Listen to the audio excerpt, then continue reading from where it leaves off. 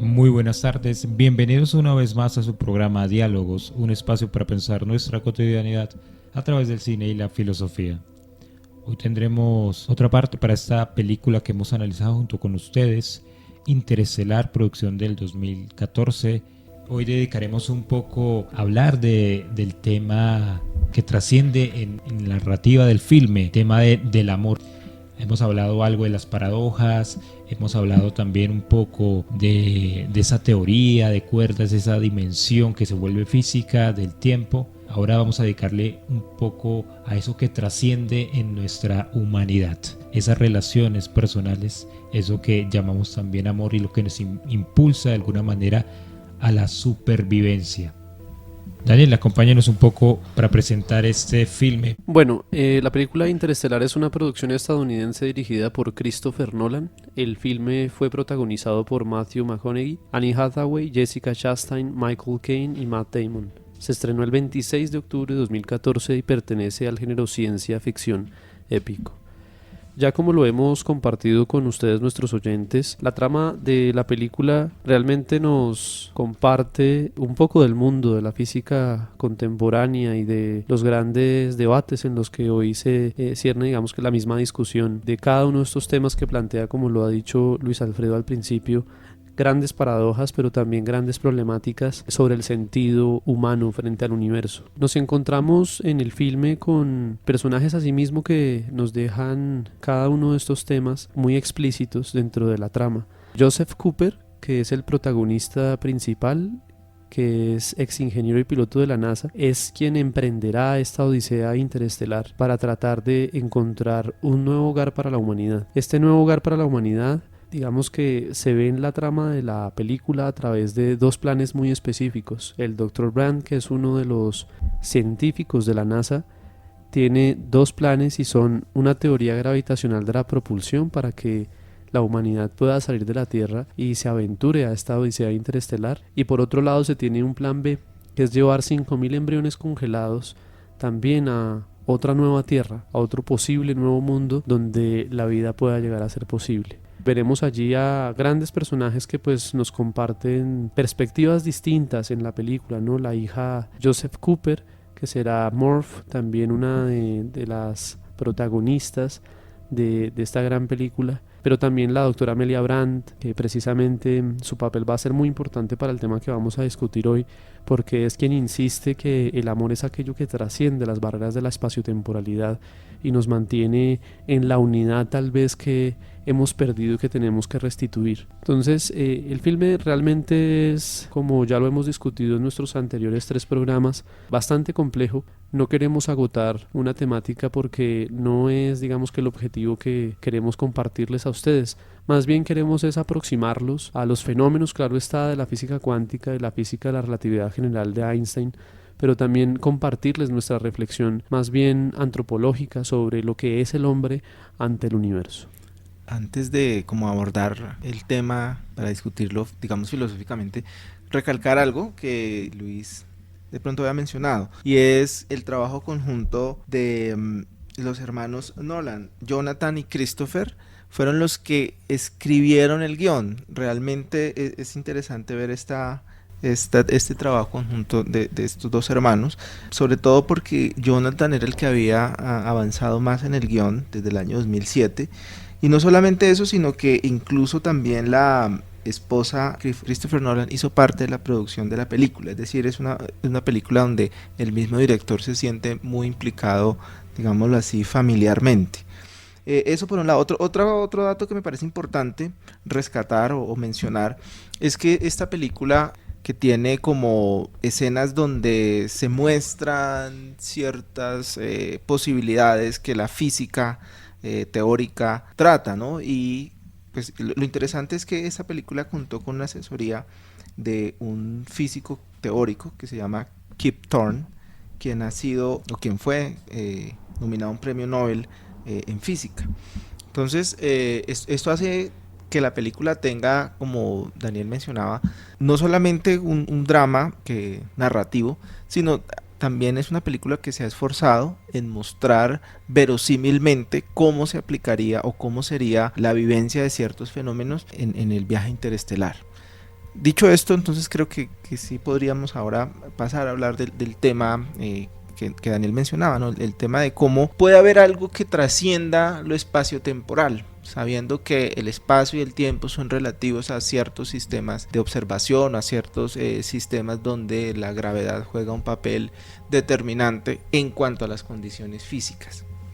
Gracias por esos comentarios pertinentes que hacen parte de la película, ¿no? Para que nuestros oyentes también se motiven a ver la película, que también tiene una aproximación científica, no es ciencia ficción neta, no es fantasía, no es solo la imaginación de los escritores y del productor, sino también tiene una base científica, lo que nos aproxima a pensarnos nuestra propia realidad. Recordar a nuestros oyentes de Emisora Mariana que nos acompañan hoy los profesores Marco Vázquez y Daniel Moreno, que dentro de sus investigaciones está la filosofía de la tecnología, que empata muy bien con esos temas que les hemos venido a traer. Ya hemos conversado bastante en torno, bueno, al asesoramiento científico, a lo que el filme quiere proyectar, a esa realidad que nos acerca, de la teoría de cuerdas, la teoría del espacio-temporal, de la relatividad, cómo afrontan esto los personajes, pero también algo muy, muy interesante, muy bonito que podemos dialogar, es el tema del amor, esa intuición que permanece en el ser humano y que de alguna manera es el empujón y es lo que realmente le llena de fuerza vital al hombre para sobrevivir. Cuando los astronautas se enfrentan a elegir cuál de los planetas quieren elegir, hay algo interesante ahí y es el tema de esta mujer, la astronauta, que ella quiere ir a rescatar a su pareja, ¿no? Y es interesante que si al final de la película es el único planeta donde es posible la vida. Hacia el final de la escena, la última opción que analizaron razonablemente por la cercanía, por los mensajes y demás, y que también discriminaron por esa intuición y también dentro de su análisis, aquí los astronautas estaba más bien siendo como justificada, queriendo ir a rescatar a su pareja, es el que encuentran donde puede haber vida. Es esa intuición del amor, es esa fuerza vital la que realmente trasciende y nos garantiza de pronto sobrevivir en este mundo. Hay otro elemento que me llama la atención ahora que Luis lo menciona, y es, claro, ciertamente tenemos ese leitmotiv que es el amor, la búsqueda de reencontrarse o de salvar los seres queridos, pero también hay un aspecto inquietante en la película, y es cómo aquello que parece ser el deseo, o bueno, más que el deseo, aquello que parece ser el gran objetivo del viaje, que en la película se llama el plan A, que es ir a encontrar un lugar para sus seres queridos y llevarlos allí, eso que es el plan A, resulta que es solo un pretexto para que en realidad se salvaguarde y se ejecute el plan B, que es simplemente llevar una cantidad, 5.000 embriones a un planeta. Esos embriones no tienen, digamos, están libres de afecto, son simplemente como semillas allí que se esparcen para plantar, digámoslo así, una nueva humanidad. Y están esos dos elementos, ¿no? O esparcir embriones sobre los cuales no hay un vínculo afectivo, o realmente encontrar un hogar para los seres amados. Sí, un fenómeno que resulta bastante interesante porque aquí encontramos, digamos que las dos posiciones en tensión en la película, ¿no? Yo creo que los dos planes lo reflejan, ¿no? Como lo ha hecho ver el profesor Marco y también como lo ha venido comentando Luis.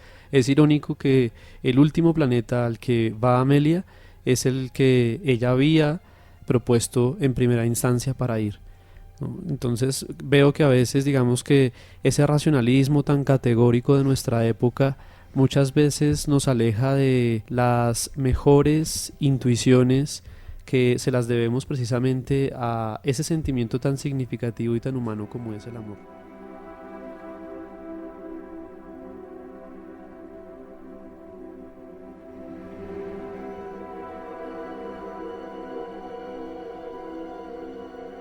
Estamos en sintonía de los 1400 AM, ese es su programa Diálogos. Discutíamos la película Interestelar esta fuerza vital, esto que anima al ser humano, ¿no? Lo que mueve la misión de Interestelar, hallar un hogar en el espacio para sobrevivir, para llevar a nuestra familia. Eso de alguna manera es lo que más mueve a los astronautas esta misión. Dentro de la narrativa de la película juega un papel muy importante un discurso, un poema interesante que se repite continuamente y es como anuncia de cierta manera esa aventura donde esos astronautas están emprendiendo en el espacio. Este poema es de Dylan Thomas. Recordémosle un poquito a los oyentes este poema que cierne de alguna manera la historia de Interestelar. Sí, yo creo que es elemental recordar las palabras dichas allí por el Dr. Brandt cuando precisamente vemos en la película la imagen de la nave haciendo este viaje interestelar. Para recordar un poco más o menos esos versos del poema de Dylan Thomas, dicen algo así como: no entres dócilmente en esa buena noche, la vejez debe arder y delirar al final del día. Rabia, rabia, contra la luz en su agonía. Ese primer verso creo que es la gran impronta de la película. La película reseña en realidad todo lo que nos dice ese primer verso, porque enfrentarse a la aventura de la odisea interestelar es también enfrentarse ante la posibilidad de no poder retornar, no poder volver nuevamente a esa conexión que implica la vida, eso que hemos tratado de poner aquí en la mesa de trabajo, y es el tema fundamental del amor, ¿no? Que ante la disipación del amor caemos como ante los brazos de la muerte también, ¿no? Entonces, la lucha perpetua por la humanidad de tratar de sobrevivir y de sobreponerse ante la muerte es precisamente prolongar la vida. Entonces se trata, a través incluso de los dos planes, el plan A y el plan B que hemos discutido, de ofrecerle a la humanidad esa oportunidad de seguir conservando la vida, pero después de todo es por el amor no solo propio que se tiene el ser humano a sí mismo, sino también por el amor que le tiene al otro. Muy bien, hay una escena donde, de las múltiples escenas donde uno puede ver como iterado el poema, es cuando Morph, la hija de Cooper, siente ella, esta niña, digamos, un poco rebelde, un poco escéptica de los planes de su papá. Ella siente que hay algo que se está comunicando con ella. El papá, como un científico, le dice: no crean eso, ese tipo de cosas no tienen sentido, que haya como una inteligencia o un fantasma o una presencia tratando de decirle cosas. Pues si eso no tiene evidencia científica, ¿cómo lo va a creer? Pero ella, más bien atendiendo a eso y alejándose un poco de la recomendación de su papá, encuentra un mensaje, cree encontrar un mensaje, y ese mensaje es: quédate.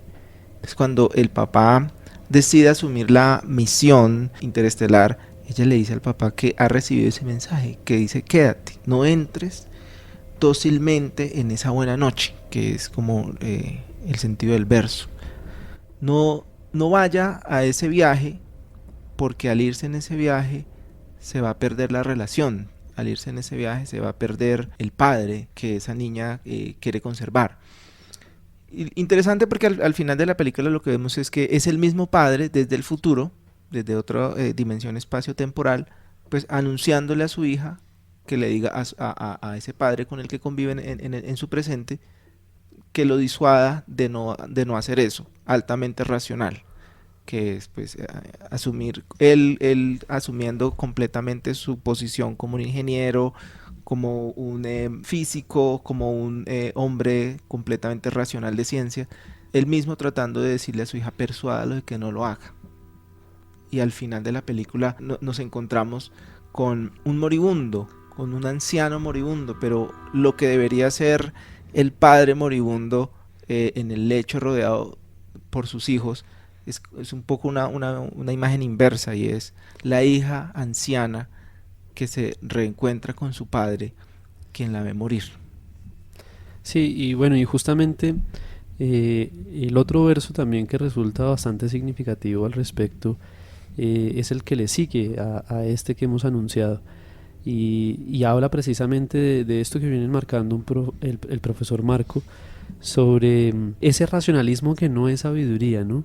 Porque dice también el verso: el sabio en su fin ve justas las noches, pues su palabra no dejó la marca que quería. No entres dócilmente en esa buena noche, rabia, rabia contra la luz en su agonía. Creo que la perspectiva que nos comparte también esta parte del filme en el que se recita este verso en la voz del Dr. Brandt es altamente significativa, porque es un científico el que recita el poema. Y vemos aquí eso que ya hemos anunciado, vemos el encuentro beligerante siempre entre el racionalismo y nuestra parte más emocional, diríamos incluso a veces que la más humana. Y creo que es la pugna interior que vive el personaje principal, que es Cooper. Cooper, como lo ha expresado el profesor Marco, en ese momento, antes de emprender la gran hazaña y la gran gesta de la Odisea Interestelar, de todas formas deja su corazón en su casa, en su hogar, y pretende retornar a él, ¿no? Hemos insistido ya en el programa anterior en esta idea. Cooper no quiere dejar que la relatividad espaciotemporal afecte precisamente el tiempo que está gastando y que está dejando de ver a su hija, a su hijo también, y no quiere perder precisamente ese lazo afectivo que tiene. Entonces es altamente significativo que el amor aquí sea el gran sable para tratar de disipar el miedo que tenemos como humanos ante la muerte. Hay una escena también que creo que vale la pena recordar aquí. Es cuando Cooper tiene esa discusión, esa salida exploratoria con el Dr. Mann. Y el Dr. Mann dice: yo envié información errada diciendo que este planeta tenía condiciones favorables de vida. En realidad no las tiene, pero lo hice porque quería volver a ver mis congéneres, porque no quería morir solo, aislado aquí en este lugar del universo. Sí, esta es otra escena extremadamente significativa. Aquí vemos a Matt Damon, quien es el que hace el papel del Dr. Mann, y vemos un personaje que realmente refleja la angustia, la desesperación ante la soledad, pero recuerda estas partes del poema que son tan altamente significativas. No entrar dócilmente en la noche que es la muerte, y rabia, rabia contra la luz en su agonía, ¿no? No dejemos que la vida se nos escape. Tratar de sobrevivir él como individuo, pues creo que es algo que todo hombre haría en virtud de sobrevivir y de conservar su propia existencia. Sin embargo, la importancia está en la vida de los demás también. Sí, es interesante en esa conversación que tienen mientras van explorando ese planeta. Le dice Mann a Cooper: científicamente se ha comprobado que el último recuerdo o la última estado de conciencia de un moribundo consiste en percibir algo, y es tener un recuerdo de sus hijos. Y él dice, y es como si la naturaleza le estuviera haciendo el último lance para que el moribundo luche por vivir, al mostrarle sus hijos, al mostrarle su prole, al mostrarle su descendencia, como aquello por lo cual vale la pena esforzarse y vivir. Dice, bueno, si esto lo instintivamente sucede, si esto es un fenómeno natural de cualquier persona en su agonía, eso revela algo de lo determinante que es ese deseo de sobrevivencia. Y pues por ese deseo de sobrevivencia él mismo se justifica, ¿no? en haber engañado a la tripulación y haber engañado a la NASA para que fueran a rescatarlo. Sí, en este sentido diríamos que la película en realidad está enmarcada en esa tesis, en discutir cuál es en realidad el significado del amor y por qué nos tiene a nosotros los hombres tan atados a la vida. De alguna manera la película termina siendo esperanzadora. Muestra todo un panorama tecnológico, un panorama donde la misma inteligencia artificial es la que salva a la humanidad, o cuando resuelve lo del agujero de gusano. Pero al final siempre nos muestra esa esperanza de lo valioso que es el ser humano, ¿no? Y sobre todo de pensar en el otro.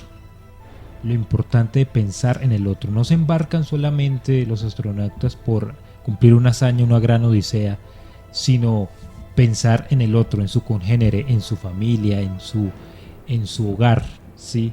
Poder dar esperanza a aquellos con los que se vive. De alguna manera la misma esperanza de ese astronauta que podríamos decir saca lo peor, pero quiere ver a su congénere, quiere ver a un hombre más, porque esa necesidad de ver al otro, de reconocerme también con el otro, es importante, y eso también nos impulsa lo mejor o también lo peor en nosotros los seres humanos.